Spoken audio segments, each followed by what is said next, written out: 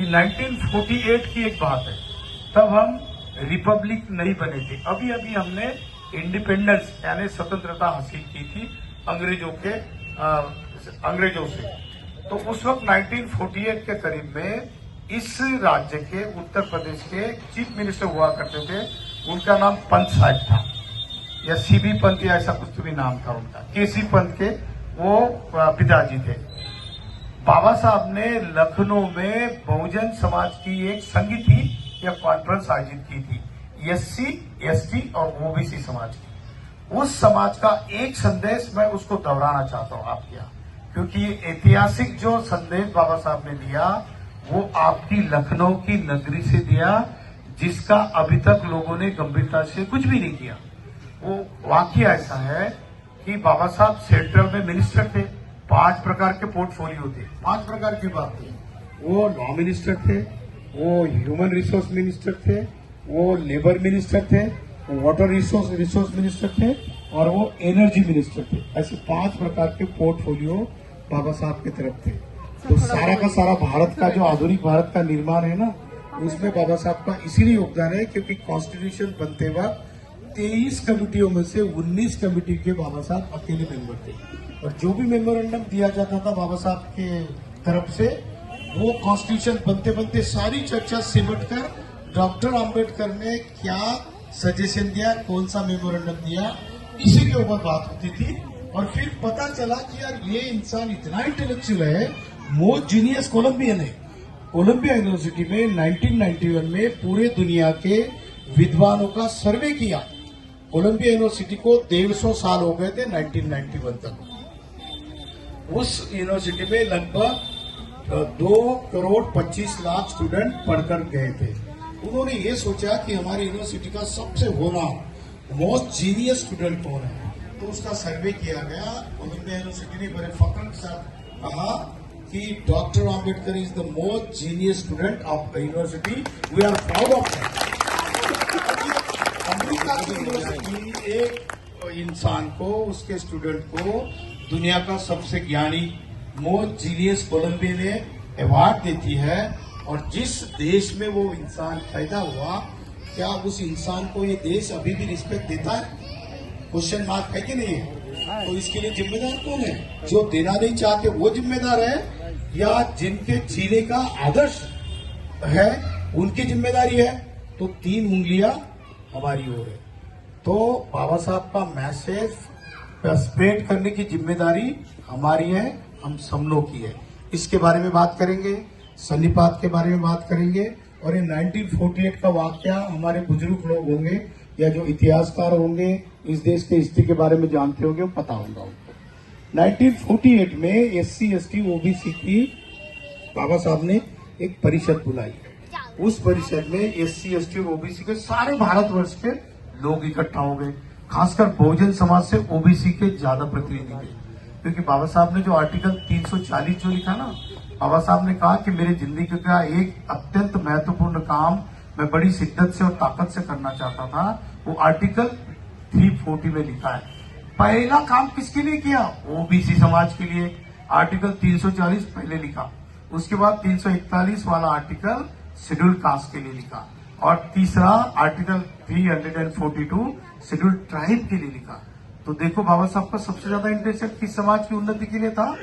OBC समाज के लिए। कितने ओबीसी समाज के लोग हैं हमारे देश में? डॉक्टर उमराव सर है और बहुत सारे प्रतिनिधि है, ये जानते हैं, इसीलिए समन संघ से जुड़ते हैं। समन संघ में क्यों जुड़ना चाहिए हमको? हमारी जड़ें इस इतिहास की, इस देश की संस्कृति की जड़ें हमारी क्यों इस देश के साथ है और क्यों इकट्ठा होना है? तो 1948 की सभा ये लखनऊ में लगी, और उस सभा में बाबा साहब खड़े हो गए। उन्होंने कहा कि ए मेरे समाज के, बहुजन समाज के मेरे साथियों, लोगों, बहनों और भाइयों, मैं आपको एक ही लाइन का संदेश देना चाहता हूँ। वो कहते हैं कि आज मेरी एक आवाज के ऊपर आप लगभग 30-40 हजार लोग वहां पर जुड़े होंगे, आप इकट्ठा हो गए। आपको मैं इकट्ठा होने के लिए एजुकेट, एजिटेट और ऑर्गेनाइज, शिक्षित बनो, संगठित बनो, संघर्ष करो, ये संदेश मैं खासकर बहुजन समाज को इसलिए देना चाहता हूँ क्योंकि इसका क्या होगा? तो बगल में चीफ मिनिस्टर थे, बाबा साहब का पोर्टफोलियो केंद्रीय मंत्री का था, और चीफ मिनिस्टर का जो प्रोटोकॉल के हिसाब से केंद्रीय मंत्री से नीचे आता है। तो कहते हैं कि बहुजन समाज के लोगों, आप बार बार अगर इकट्ठा होगे तो क्या होगा। तो मेरे बगल में जो बैठे हुए इस आपके राज्य के जो चीफ मिनिस्टर है ना, पंत साहब, अगर आप हमेशा के लिए इकट्ठा होगे तो आपकी ताकत इतनी बढ़ेगी, ये पंत साहब आपके जूतों की लेस बांधेंगे। देखो, उदाहरण बहुत छोटा है लेकिन मैसेज बहुत गंभीर है और बहुत बड़ा है। इसको जो समझेगा वो इस देश में कभी हारेगा नहीं। ये मैसेज था बहुजन समाज के लिए, SC, ST और OBC, उसमें कन्वर्टेड माइनॉरिटीज भी इंक्लूडिंग है। तो यही संदेश मैं इस नगरी की, इस धरती की आवाज में गूंज रहा था लगभग 77 ईयर्स बिफोर। वही उसको मैं रिपीटेशन इसलिए कहना चाहता हूँ कि बाबा साहब की एक एक लाइन को जब तक आप रिपीट नहीं करोगे तब तक आप इस देश का निर्माण नहीं कर सकते। बाबा साहब कहते हैं कि मेरा सपना क्या है। 1930, 31 और 32 में 3 बार थोड़ा सा पानी चाहिए, 3 बार राउंड टेबल कॉन्फ्रेंस होगी। आप लोग जानते होंगे जो इतिहास के विद्यार्थी है। 1930 की 12 नवंबर 1930 की राउंड टेबल कॉन्फ्रेंस आयोजित की थी पहली बार। रैमसे मैकडोनाल्ड जो इंग्लैंड के उस वक्त के प्राइम मिनिस्टर थे और भारत उनका एक ये था, कॉलोनी था। तो इसीलिए सारा का सारा डिसीजन जो है ब्रिटिश पार्लियामेंट में हुआ करता था। और रैमसे मैकडोनाल्ड ने जो परिषद बुलाई थी 1919 से 27 जनवरी 1919 को SC, ST और OBC के संवैधानिक अधिकारों के लिए क्या कुछ करना चाहिए, ये मेमोरेंडम बाबा साहब ने साउथबरो कमीशन को दिया था। जो लोग इतिहास के विद्यार्थी वो जानते होंगे मेरी बात, मैं संक्षिप्त लेता हूं। उसमें उन्होंने क्या क्या पता है। 1909 में पहली बार इस देश के अल्पसंख्यक लोगों को, मुस्लिम लोगों को आरक्षण लागू हुआ था प्रतिनिधित्व के तौर पर। जितनी से उनको 33% रिजर्वेशन था, आरक्षण था, पर SC, ST को और OBC को आरक्षण नहीं था। बाबा साहब ने लड़ाई लड़ी सामाजिक न्याय की। वो लड़ाई क्या थी बाबा साहब की? बाबा साहब कहते हैं कि जिसको जरूरत है उसको मदद करनी चाहिए, जिसका हक देना बनता है उसको देनी चाहिए। आपने अल्पसंख्यक को दिया, बहुत अच्छी बात, लेकिन SC, ST को, OBC को और महिलाओं को बिल्कुल प्रतिनिधित्व नहीं था। उस वक्त की बात चली 1919 से लेके 1999 से लेके 1919 तक, 1909 से लेके 1919 तक। उस वक्त के दरमियान constitutional history of Indian administration इसमें लिखा है। बाबा साहब लड़ाई कर रहे थे SC, ST और OBC समाज और कन्वर्टेड माइनॉरिटी समाज की।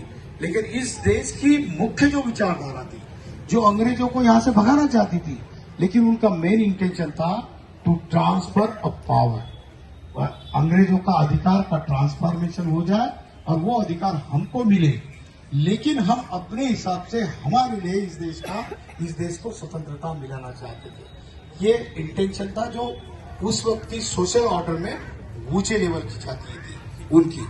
बाबा साहब अकेला इंसान था, उनके साथ थे छत्रपति शाहू महाराज। छत्रपति शाहू महाराज 6 मई 1922 को उनका निधन हो गया। उससे पहले 1920 में बाबा साहब ने मूक नायक शुरू किया, जो पहला पत्रक था लोगों को SC, ST, OBC को जागरूक करने का। उसके लिए शाहू महाराज ने मदद भी की, पैसा दिया। और जब 1921 में दूसरी बार, 1917 में तो पैसे नहीं थे, ये सयाजी महाराज के इससे वो मिनिस्टर ने लिख दिया, उनके पीछे ही लिख डाला कि तुम्हारी स्कॉलरशिप खत्म होगी, अब वापस आ जाओ। शिक्षा आधी अधूरी रखकर वापस आना पड़ा। फिर government law college, Sydenham college में प्रोफेसरशिप की, कुछ छोटे मोटे पैसे जमा कर लिए और मेरी जो शिक्षा अधूरी है उसको पूरा करने के लिए निकल पड़े। उस वक्त शाहू महाराज ने बाबा साहब को हेल्प की। उसके बाद बैरिस्टर ऑफ लॉ और डॉक्टर ऑफ साइंस की, जो दुनिया का, एशिया का पहला इंसान है जिसको डॉक्टर ऑफ साइंस की डिग्री है। डॉक्टर ऑफ साइंस की डिग्री कोई मामूली नहीं है।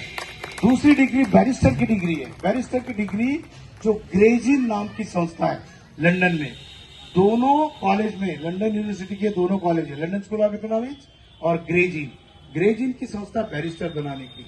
और लंदन स्कूल ऑफ इकोनॉमिक्स है। लंदन स्कूल ऑफ इकोनॉमिक्स के आज तक 22 लोगों को नोबेल अवार्ड मिला है इकोनॉमिक्स में। वो एक 22 लोगों में से 17 लोगों ने नोबेल अवार्ड घोषित होने के बाद कहा है कि हम लोग हमारे गुरु डॉक्टर अंबेडकर को हमारी नोबेल के लिए नमन करते हैं। उसमें डॉक्टर अमर्त्य सेन नाम के नोबेल लॉरेट है इंडिया से।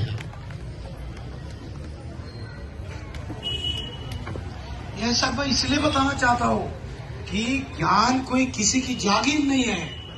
आप उसको फ्रीडम ऑफ चॉइस दो। हमारे बहन जी ने कहा फ्रीडम ऑफ चॉइस की बात की महिलाओं को। फ्रीडम ऑफ चॉइस से क्या होता है?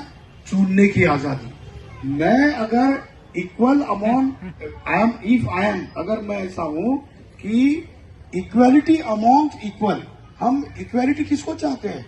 जो इक्वल है, जो डॉक्टर है उसकी मेडिकल की डिग्री है, MBBS है, MS है, सारे SC ST OBC के लोग हैं। पर चयन करते वक्त क्या इनको न्याय मिलता है? मिलता है क्या? चयन करते वक्त किसी अपने भाई भतीजे को ही उधर मिलता है। हमारा डिमांड है न्याय चाहिए। तो उस वक्त 1948 की सभा में जब ये बात गई, केसी पंत ने प्राइम मिनिस्टर नेहरू को खत लिखा कि भरी सभा में डॉक्टर अंबेडकर जो लेबर मिनिस्टर, लॉ मिनिस्टर है, इन्होंने मेरा अपमान किया। फिर नेहरू को चिट्ठी लिखी। नेहरू ने डॉक्टर बाबा साहब अंबेडकर को अपने केबिन में बुलाया। डॉक्टर अंबेडकर जी, आपको तो मैं जानता हूं क्योंकि आपका लोहा जो है ज्ञान का, उसके साथ आपके साथ कोई लोहा नहीं लेता, कोई आपसे कंपटीशन भी नहीं करता, आर्गुमेंट भी नहीं करता। पर फिर भी आपने ऐसा क्यों कहा? उस भरी सभा में कहा कि अगर आप सारे SC ST OBC के लोगों इकट्ठा हो जाओगे तो ये जो बंदा है ये आपकी जूते की लेस भी बांधेगा। तो बाबा साहब ने क्या बोला? Mister Nehru, am I wrong? क्या मैं गलत हूं? मुझे बताओ कि SC ST और OBC के लोग अगर इकट्ठा आएंगे तो केसी पंत क्या आप भी ऐसा कर सकते हो? क्योंकि आप तो 3% हो। मेरी गलती है तो मैं माफी क्यों मांगू? तो नेहरू ने कहा डॉक्टर अम्बेडकर साहब, आपके साथ मैं आर्गुमेंट नहीं करना चाहता। देखो, इंटेलेक्ट होता है ना इंसान की, हम सामाजिक तरीके से